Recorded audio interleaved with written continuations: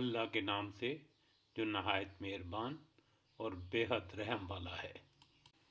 انہوں نے کہا کہ کیا آپ ہمارے پاس اس واسطے آئے ہیں کہ ہم صرف اللہ ہی کی عبادت کریں اور جن کو ہمارے باپ دادا پوجتے تھے ان کو چھوڑ دیں؟ بس ہم کو جس عذاب کی دھمکی دیتے ہو اس کو ہمارے پاس منگوا دو اگر تم سچے ہو۔ انہوں نے فرمایا کہ بس اب تم پر اللہ کی طرف سے عذاب اور غضب آیا ہی چاہتا ہے۔ کیا تم اسے ایسے ناموں کے بارے میں جھگڑتے ہو جن کو تم نے اور تمہارے باپ دادوں نے ٹھہرا دیا ہے؟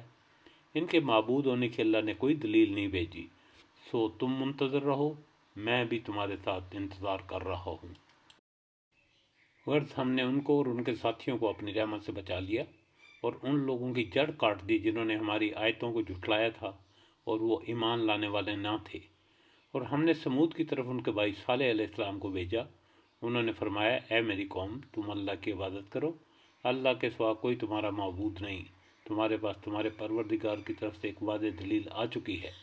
یہ اونٹنی ہے اللہ کی جو تمہارے لیے دلیل ہے، سو اس کو چھوڑ دو کہ اللہ تعالیٰ کی زمین میں کھاتی پھرے، اور اس کو برائی کے ساتھ ہاتھ بھی مت لگانا کہ کہیں تم کو دردناک عذاب آ پکڑے۔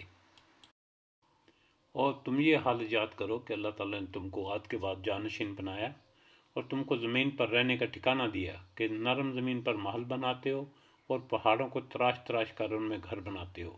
سو اللہ تعالیٰ کی نعمتوں کو یاد کرو اور زمین میں فساد مت پھیلاؤ۔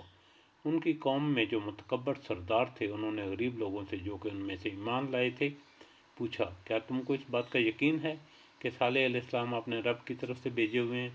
انہوں نے کہا، بے شک ہم تو اس پر پورا یقین رکھتے ہیں جو ان کو دے کر بھیجا گیا ہے۔